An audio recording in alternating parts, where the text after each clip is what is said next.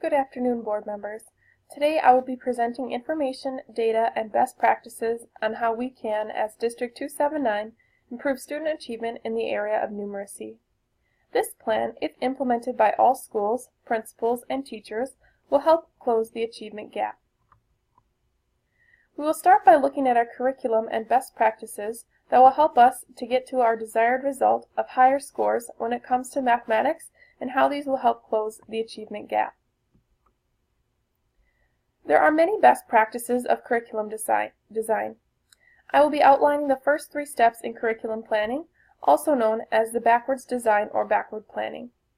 These stages get at the idea of being proactive in our planning so that we can have a large scope and sequence instead of figuring out how a plan as lessons are created. Stephen Covey refers to this as being proactive and beginning with the end in mind. This is why we first need to identify our desired results. This means we need to establish what students should be able to know, understand, and be able to do. Tomlinson and McTeague refer to this as what we ought to teach. Research needs to be done as to know what national, state, and district standards need to be met while determining our outcomes. This becomes even more specific as we look at an individual subject or content area or grade level. We also need to determine what content should be addressed. Priority needs to be given to some standards over others based on the curriculum expectations, as well as taking time and student need into consideration. Oftentimes the curriculum is a mile wide and an inch deep, which makes covering all of the information very challenging. Some standards are also too big and others too small, so finding a balance is crucial for student success and sustainability. From the content, we can develop the big ideas that students will explore in their learning experiences. These big ideas clarify the content priorities, as well as enable us to create essential questions to guide the learning of the new content material. The second stage of backwards planning is determining what is acceptable evidence that students should be able to complete.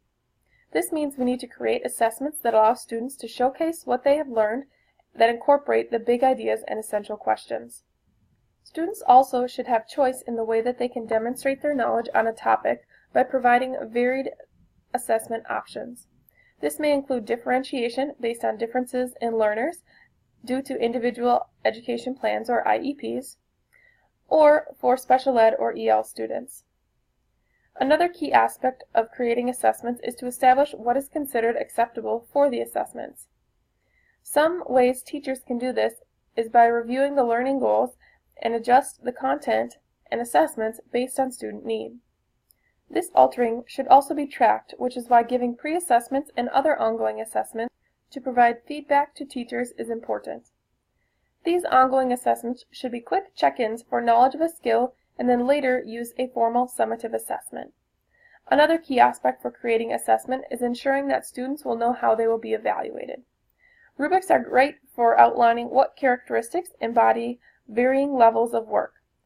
All of these factors are central to planning assessments that monitor student progress and learning and think like an assessor, according to Tomlinson and McTeague like to say. The third stage of backward design incorporates differentiated instruction, or DI, to a greater level than the other 2 stages. Planning learning experiences focuses on whom we teach instead of what we teach. The first step of this process is to determine the individual lessons that we will teach that are focused around the big ideas and essential questions that we will teach. A part of this will be determining a logical sequence for the lessons, which includes planning out how many days or hours will be spent on a particular topic based on student need, interest, and time available. Routine is nice, but creating varying and engaging learning experiences are crucial. This may include varying the materials, student groups, presentation modes, videos, and other ways to be more flexible in the classroom to support all learners. Outside resources and activities may need to be gathered to support the learning. The last and most important aspect of planning learning experiences, in my opinion, is focusing on each student and their individual needs. This differentiation does not advocate individualization, but instead teachers should look for patterns among students to serve groups of students. Understanding students' backgrounds experiences, culture, gender, race, and personal strengths all aid in planning successful and enjoyable learning experiences. This also includes tuning in on students' preferred mode of learning to enhance efficiency. In essence, lessons should be designed with the students in mind in order to plan a successful lesson, unit, and overall curriculum. The pre-assessment, as discussed earlier, will give teachers and leaders a good sense of where our students are at in terms of numeracy so that the learning experiences planned build on the skills they have already shown that they know. Another area to which we in District 279 need to pay attention to once we have determined best practices and using backwards design to plan is ensuring that the following design areas are implemented. These design areas were selected from Robert Marzano's book, The Art and Science of Teaching, a comprehensive framework for effective instruction, specifically to help target the area of numeracy in our district. In Osseo area schools, there is currently not very much planning that is being done across grade levels in any content area. Through planning across content and grade levels, learning goals can be established, but they need to be done at varying levels of Bloom's taxonomy to ensure learning is progressing and students are being challenged. This is why this design area was chosen as a focus. It is important to establish clear learning goals, track student progress, and also to celebrate successes. There is a difference between a learning goal and a learning activity. A learning goal is a skill or concept that is focused upon, and the learning activity is a process by which that learning is happening. In order for teachers to track the progress of students and for students to know where they are at, both summative and some formative assessments should be used. Marzano states that the frequency of formative assessment is related to student academic achievement, which relates to the purpose of the learning goal in the first place. It is important that students realize what they know and allow students to celebrate their own successes in the classroom. Oftentimes, students are only told about the mistakes that they made after the fact or how they could fix something to make it better, but to encourage them, we also need to celebrate their successes. A second design area that is crucial for teachers and administrators to be a part of is practicing and deepening the understanding of new knowledge. Students need the opportunity to practice new skills and deepen their knowledge through a variety of learning frameworks. There are two ways for students to acquire knowledge. These are assimilation and accommodation. Assimilation is when the teacher links old knowledge with new knowledge together, and accommodation involves changing existing knowledge structures students have in their minds as opposed to simply adding new information. There are a variety of other strategies and ways of thinking about acquiring knowledge, but they all aim to provide students with opportunities to practice skills, strategies, and processes for obtaining and understanding the material. Each of the bullet points goes into further detail on this matter. Homework is a second area where there needs to be an understanding of why teachers give it out in the first place. It should not just be assigned to be completed, but instead it should allow students to deepen their knowledge, enhance fluency and procedural knowledge, and potentially introduce new content. This area is one that many teachers struggle with in math specifically, and other subjects that integrate numeracy because it is challenging to connect the content to real-world problems and not just surface-level completion. All of this information and deepening of new knowledge depends on the previous design area discussed, which is making sure that it aligns with the learning targets and it is at the appropriate level. Next, the quality of the relationships teachers have with students is a keystone of effective management and perhaps even the entirety of teaching. This reflects back on both teachers and administrators. Teachers and principals need to establish and maintain effective relationships with students in order for significant learning to occur. This means that teachers need to understand the needs of each student.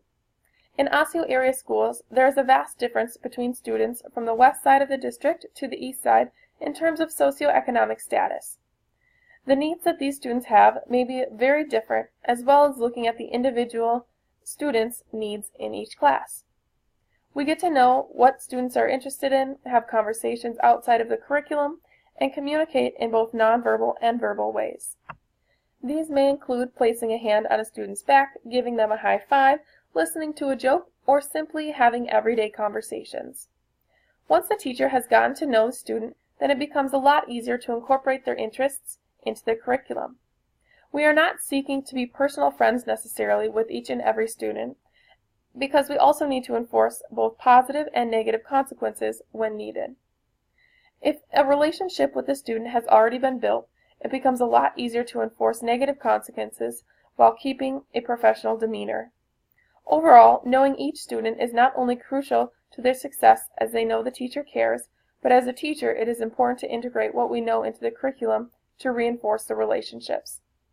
These three design areas will help teachers and administrators with overarching curriculum as well as with individual classrooms and students. In past years, there have been missing links, and I believe that focusing in on the curriculum and tying it to the students will help close those gaps and ensure learning is taking place. A third component to improving student achievement is ensuring that teachers are presented with information that they can actually use. Teachers have been sitting through professional development for years, but has it been making a difference in student achievement? Reeves states that if we expect teachers and school leaders to improve professional practices and decision-making, then we must first give them a different knowledge and set of skills that they have received in the past. This is crucial as many teachers have a fixed mindset about new learning and opportunities that are presented during professional development, as they may see it as a trend or a fad. Carol Dweck discusses the importance of a growth mindset opposed to a fixed mindset in the school setting, not only for students, but for teachers as well. There are three characteristics that should be taken into consideration when planning professional development for teachers. These characteristics focus on student learning, measure adult decisions and actions, and focusing on people and practices, not the programs. The first characteristic, focus on student learning, does not mean simply looking at the data, but instead ensuring that the data is linked to practices that are working in classrooms and are being shared. The second characteristic is ensuring that adult actions and decisions are measured. This means that in addition to administrators observing and providing constructive criticism, teachers should be able to watch each other teach and offer feedback based on professional development. The third characteristic to be implemented is to ensure that the professional development focuses on people and practices, not the programs. We need to actually implement what we say we are going to implement and provide support to the teachers to provide opportunities for application, practice, reflection, and reinforcement instead of just a specific program to follow. Reeves emphasizes this by stating people and practices endure, programs rarely do. Finally, the PIM, or Planning, Implementation, and Monitoring rubric, is a model for teachers and administrators to use in order to ensure that professional development is implemented and research-based strategies for teachers are used for each key initiative at the school. This rubric can be used in alignment with the three characteristics described. There is a rubric for each area that can be used to assess the performance in that area. Many of the 9 characteristics that make up the planning, implementation, and monitoring process will be discussed on the following slide. Reeves states that there is an inverse relationship between the number of priorities that leaders pursue and their long-term effectiveness, which is why that number needs to be limited, as schools should prioritize and narrow their priorities to 6 or fewer, he believes. This is one of 9 characteristics that had a measurable and specific effect on gains in student achievement. 5 of the other 9 characteristics that Reeves discussed are what we in Osseo area schools refer to as SMART goals. These are goals that are specific, measurable, achievable, relevant, and timely. The last characteristic is that the plans implemented should be monitored, which is discussed on the previous slide. Each of these characteristics is important as they contribute to the overall plan the school has set in place. Professional development in our schools needs to be provided through this lens in order for effective and a productive use of time, resources, and energy. Establishing these goals at the beginning of the school year is important so that students' progress can also be tracked. In order to improve numeracy in Osseo area schools, we will need to establish a starting point and create SMART goals to improve and track student progress and teacher implementation. Significant student growth and achievement in the area of numeracy will not occur if these characteristics are not seriously and fully implemented. Reeves also states that this effect of having the greatest gains in achievement was greatest for high poverty and low performing schools, as many schools in Osseo area schools qualify for. Researchers agree that a rigorous math curriculum at any school can benefit students in any subgroup. Both formative and summative assessments are necessary, but the way in which they are used in the classroom needs to be specific to its intended purpose. For example, formative assessments should be assessing where students are at so that teachers can accommodate their teaching to meet students where they are at and adjust the ongoing instructional practices according to Reeves. Teachers need to be provided with professional development in areas that matter to them and specifically ones that are data-driven and can be readily implemented. This focuses on the implementation and monitoring portion of the PIM rubric. At Osseo Area Schools, our instructional leadership team is currently researching best practices for teachers to implement to increase numeracy in the schools. This list comes from the National Council of Teachers of Mathematics, the Principles to Actions. Their executive summary covers just some of the strategies that teachers should be using to increase numeracy and will be implemented in our professional development. Finally, we need to take action to ensure all students have the opportunity to improve their numeracy this year and every year following. In this section, I will address the individual steps that we will have to take as a district to ensure student achievement is increased in the area of numeracy. At Osseo Area Schools, there is a push for numeracy in the classrooms. Our district is not tied to the Common Core, so educating teachers, administrators, and families on why numeracy is important across all content areas is important.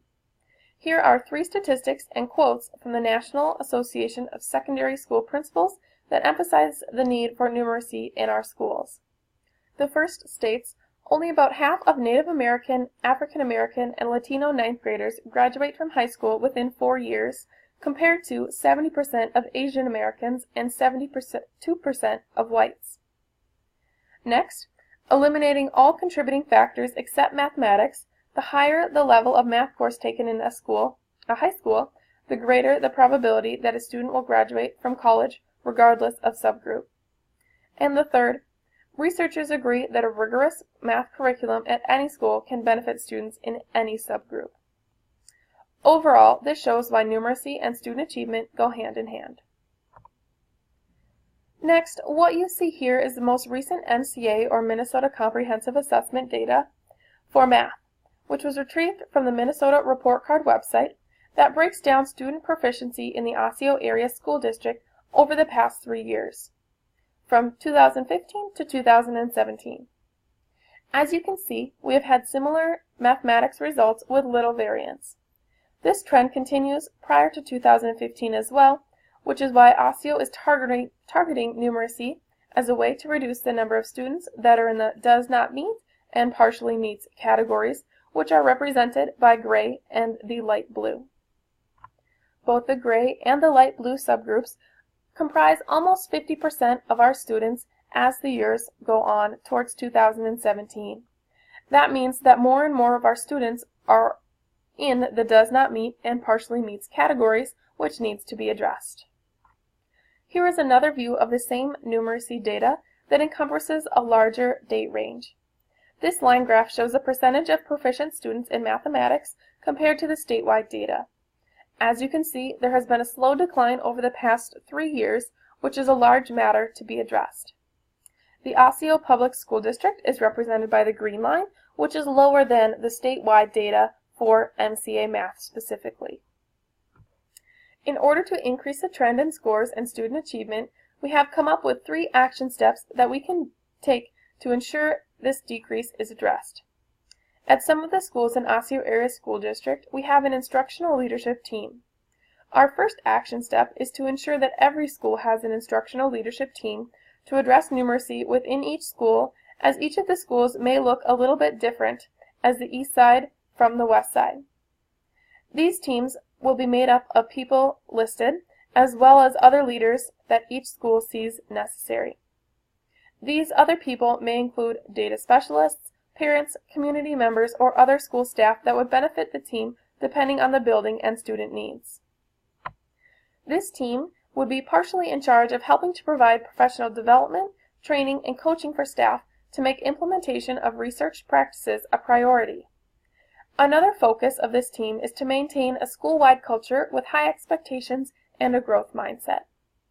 This group at each school has to keep in mind the considerations for professional development and priority work that is being done. This ILT group is one way that teachers can be provided with resources to ensure that all students are provided with an appropriate amount of instructional time to maximize their learning potential.